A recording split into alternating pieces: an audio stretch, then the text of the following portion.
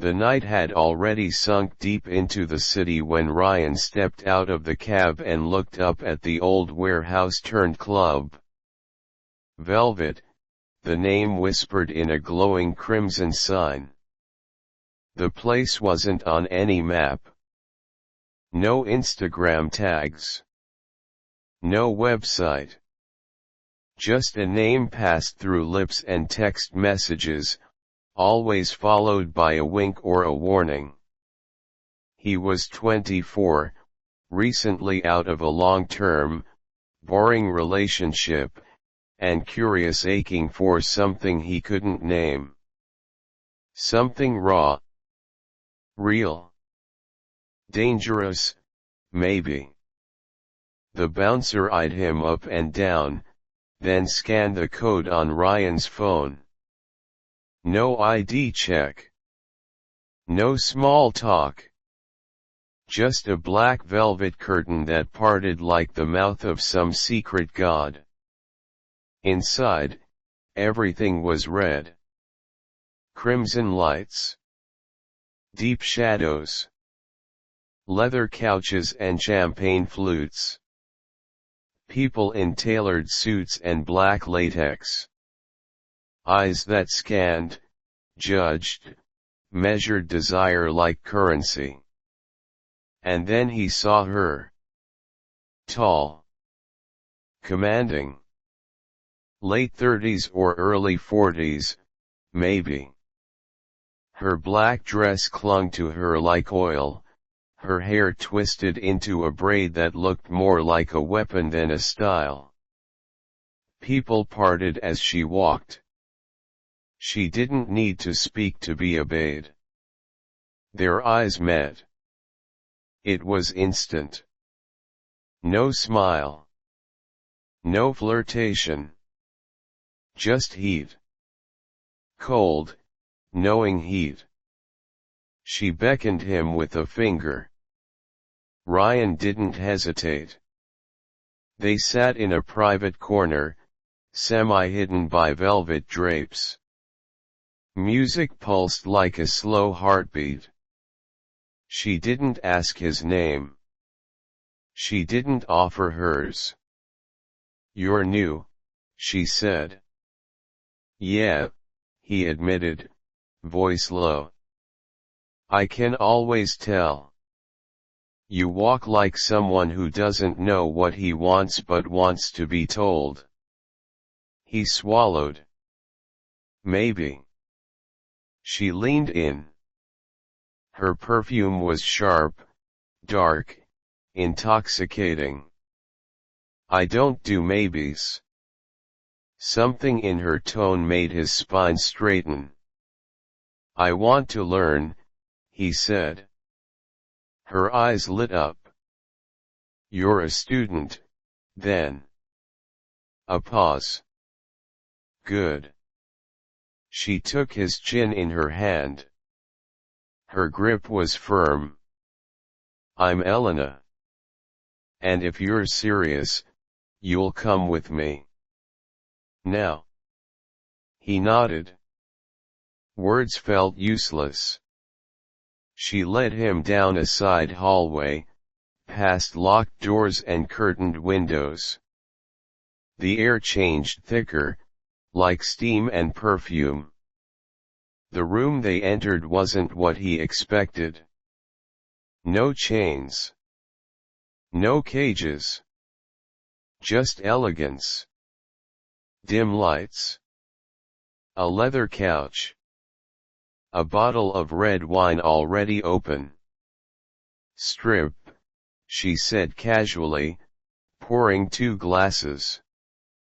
His breath hitched. "You can say no.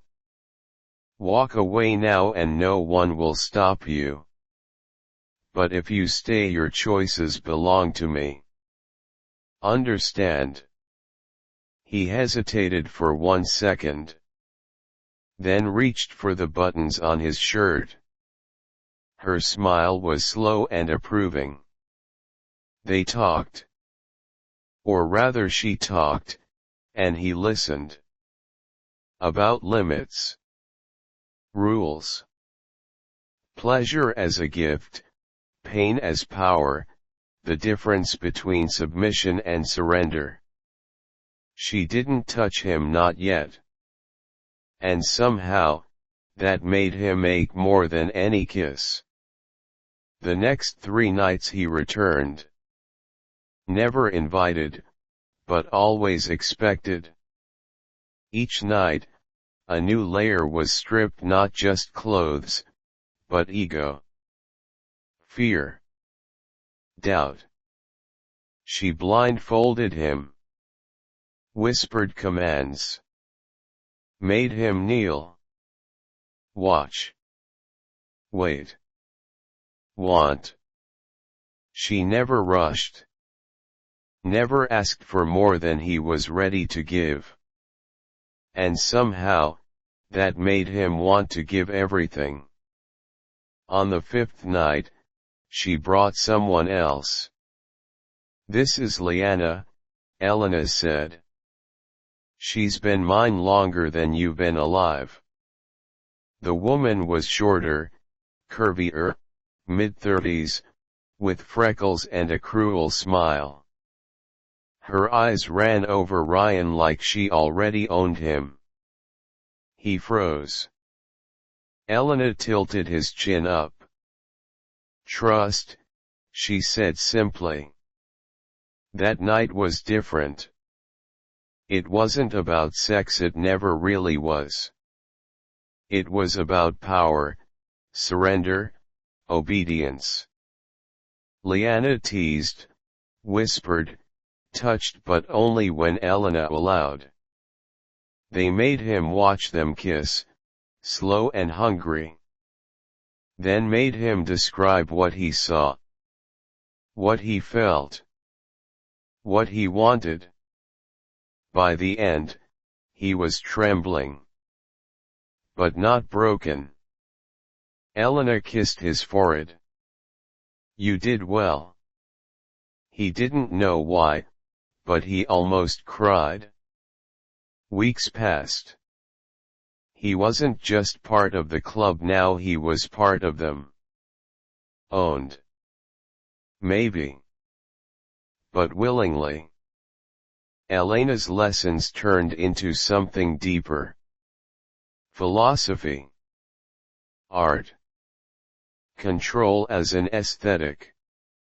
Submission as freedom. Liana was softer, but sharper too.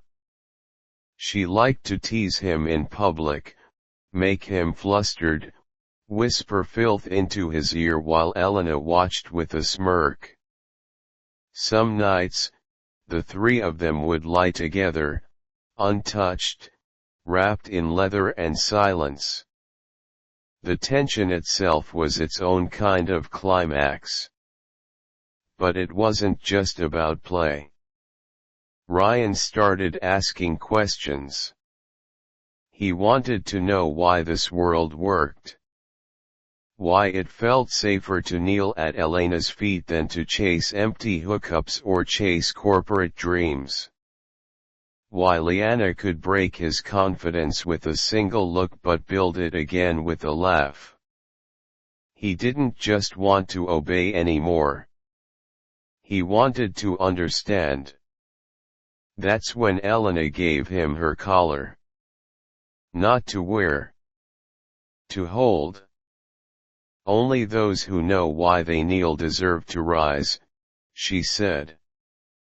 He looked up at her. At Liana beside her. And he finally spoke, not as a boy, but a man. "I'm not yours." A beat of silence.